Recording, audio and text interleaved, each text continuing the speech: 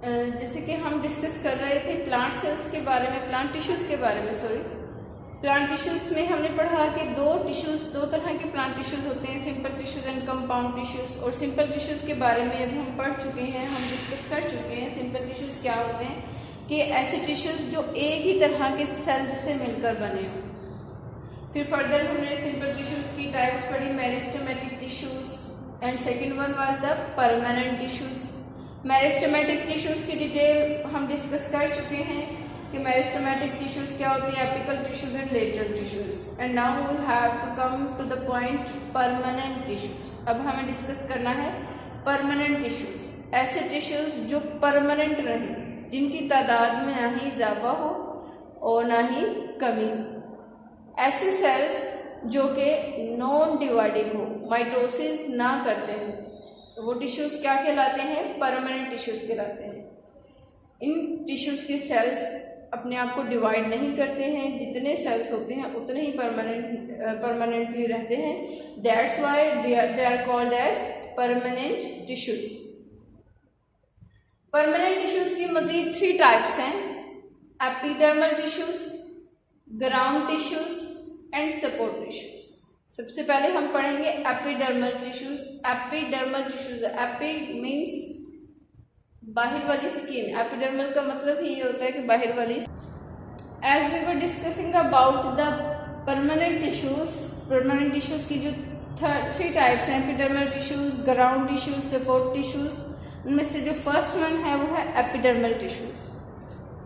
Epidermal tissues की यहाँ पर कुछ कैरेक्टरिस्टिक्स डिस्क्राइब की हुई हैं।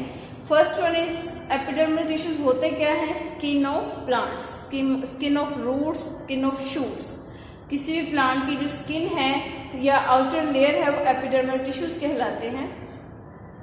इनका फंक्शन होता है, ये बैरियर के तौर पर एक्ट करते हैं इन्वायरमेंट के और प्लांट्स के दरमियान में। यानी कि जो प्लांट का इंटरनल स्ट्रक्चर है, इंटरनल फंक्शनिंग हो रही है, उस इन्वायरमेंट का इंटरनल इन्वायरमेंट को और एक्सटर्नल इन्वायरमेंट को आपस में कंपनसेट रखते हैं, कनेक्टेड रखते हैं सेक्रेशंस के ज़रिए से या एब्जॉर्प्शंस के ज़रिए से, डिफरेंट फंक्शंस के ज़रिए से।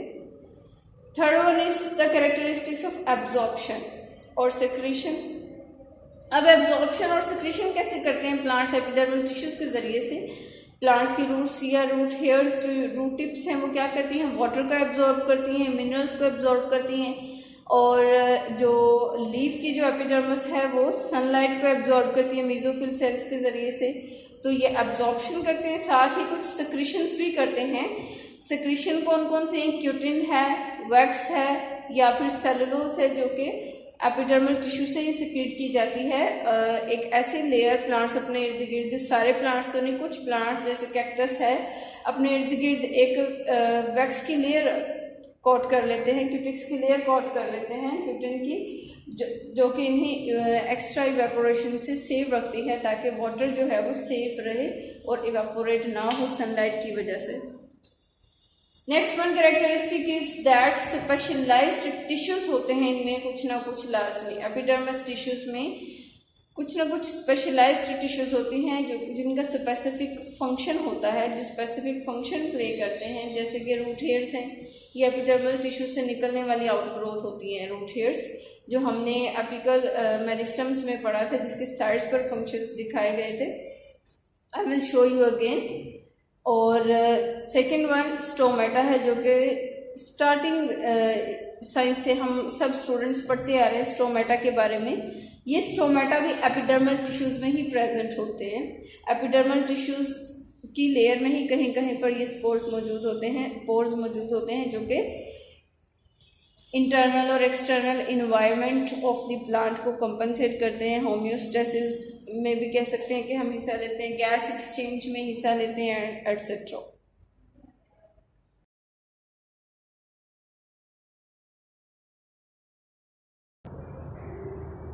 जैसा कि हम डिस्कस कर रहे थे एपिडर्मल टिश्यूज़ के बारे में।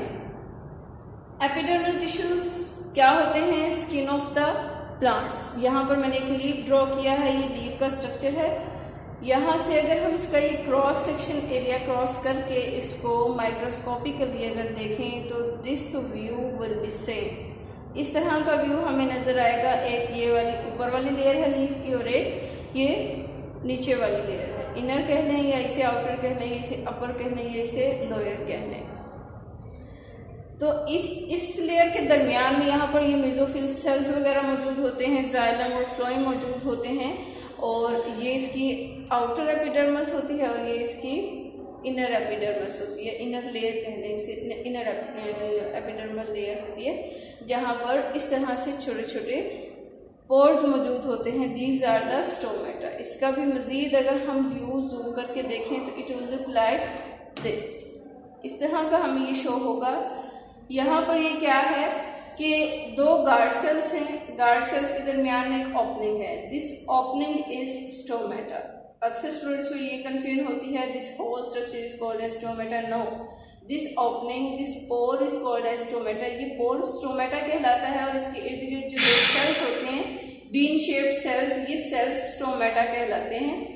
और जब ये टर्जिड होते हैं, जब इनमें वाटर आता है तो ये ओपनिंग ओपन हो जाती है डे टाइम में, और रात में जब इनमें वाटर मौजूद नहीं होता, इनकी टर्जिडिटी लॉस हो जाती है, then this pore will be remain closed. This is the epidermal diagrammatical example. Epidermal tissues hope so clear हो गया हो। इसी डायग्राम से हम नेक्स्ट जो टाइप है ग्राउंड टिश्यूज वो भी इलेबोरेट कर सकते हैं, वो भी डिस्कस कर सकते हैं।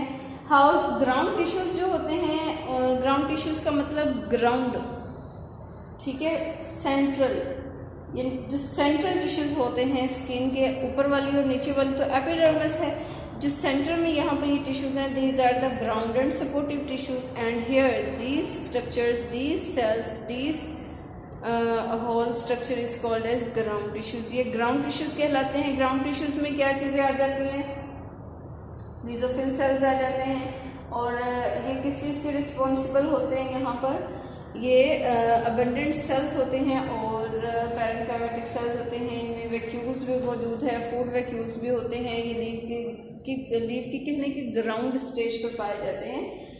एंड ओवरऑल दे आर स्फीरिकल होते हैं, but at the point of the contact, जहाँ से अटैच हो रहे हैं, एक दूसरे से अटैच हो रहे हैं, वहाँ तक ये स्फीरिकल होते हैं, गोल होते हैं।